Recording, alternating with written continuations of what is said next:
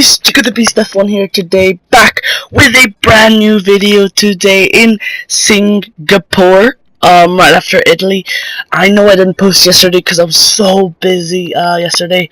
I actually didn't finish the race on Saturday, so it'll be out on Sunday. I am actually editing this on Saturday night, so don't worry guys. Saw my last video, look at it, and it's absolutely amazing getting my first podium, but now we are headed to qualifying in Singapore.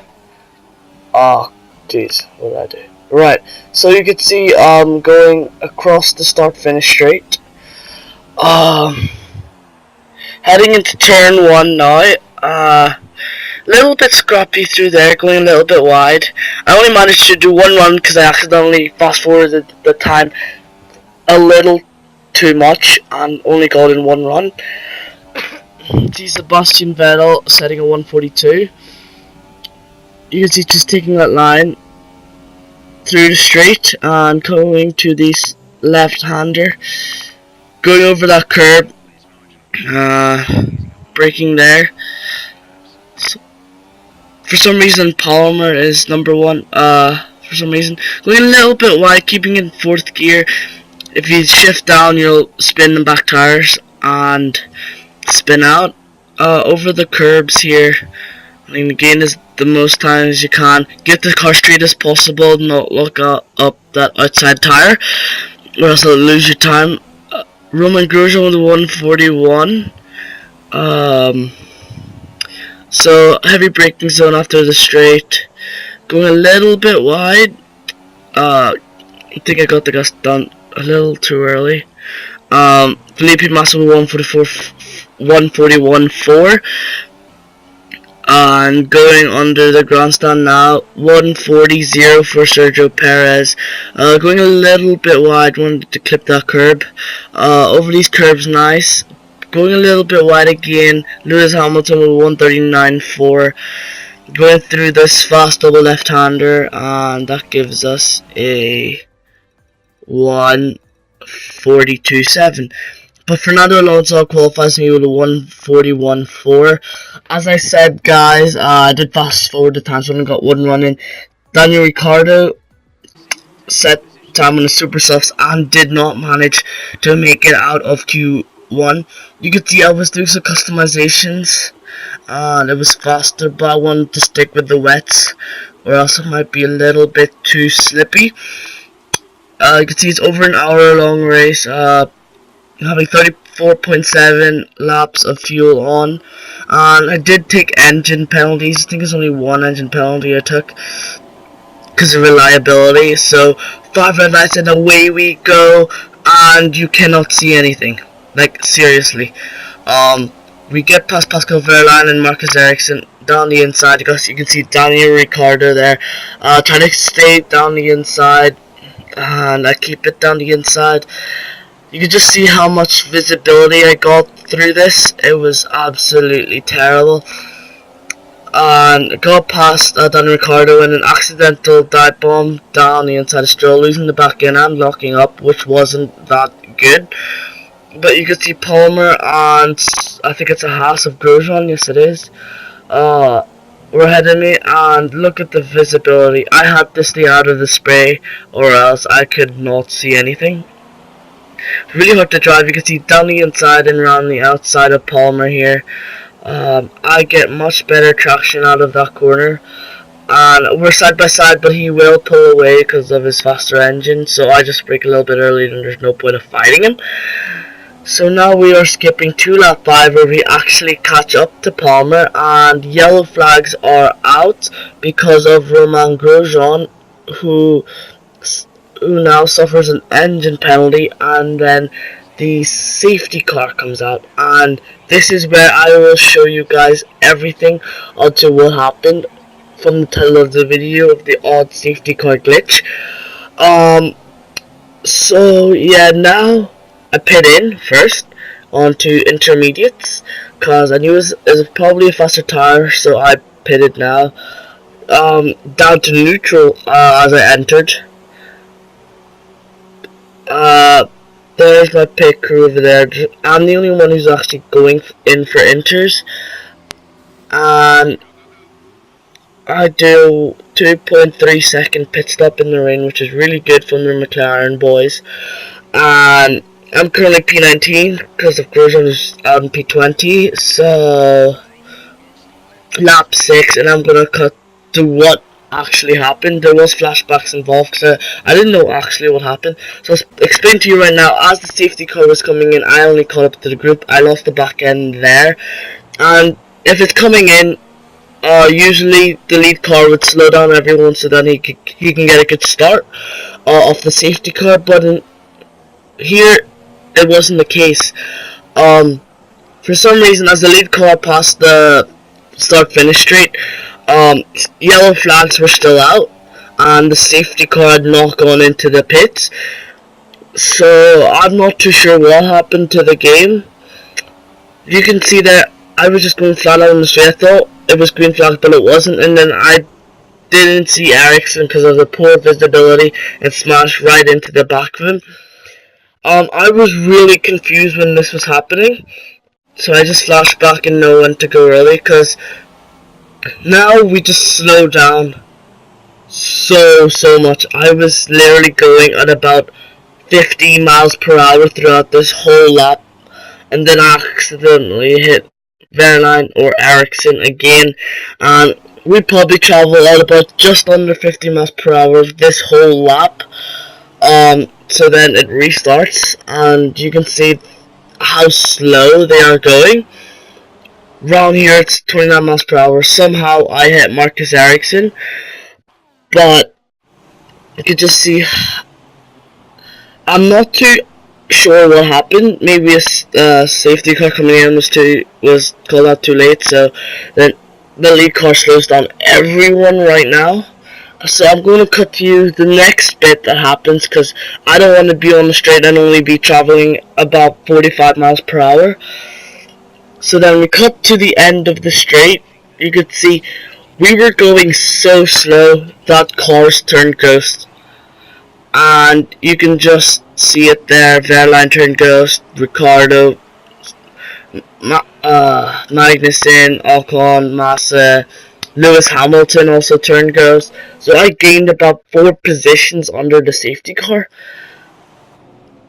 The weird glitch you could see that because of how slow we were going, if you go too slow, you'll turn into ghosts. As you can see here, they were just going so slow. For some reason, Massa goes in reverse. You could just scrolling. You could just see me scrolling through all the cameras. I think it was Lewis Hamilton who first caused it. You will see in a sec. Because Bottas for some reason was in that awkward line, and then he just stops, and then everyone turns ghost. So yeah, currently in P15. I'm going to cut to you when we actually start racing. I don't want to be traveling at about 50 miles per hour throughout this whole race. And yellow flag's still up, but if you can see on the map, I think the Ferrari who was leading got a jump like really early. I'm not too sure why. But now green flags, normal racing. From then on I was just normal. Not too much glitches happened. Now we're just under normal racing conditions, and some people going into the pits because they're going on to intermediates.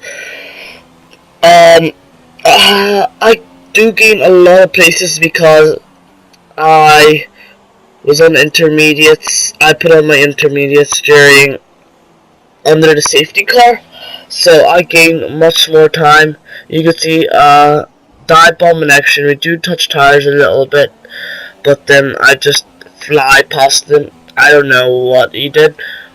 But skipping to lap 11 now, you can see I'm on the top left. You can see I'm actually leading the race, and Vettel got past his teammate who was in the pits for intermediates. Sergio Perez with 2 minutes fastest lap. And now to lap 12 where Vettel, as you can see, I get the initial traction out of each exit, but after a longer run he does start to gain on me. You can, after this straight here, I do go a little bit wide, I think.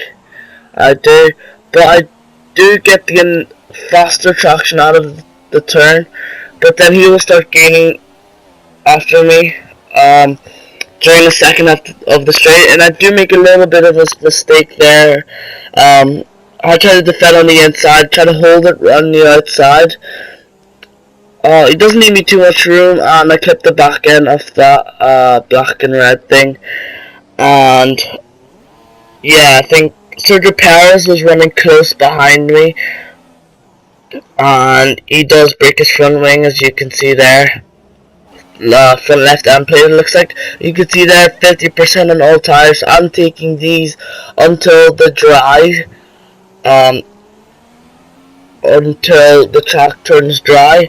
If you can see there on the left, Vettel comes in for his second set of intermediates. You can just see how worn my tires are, and I'm just going wide everywhere.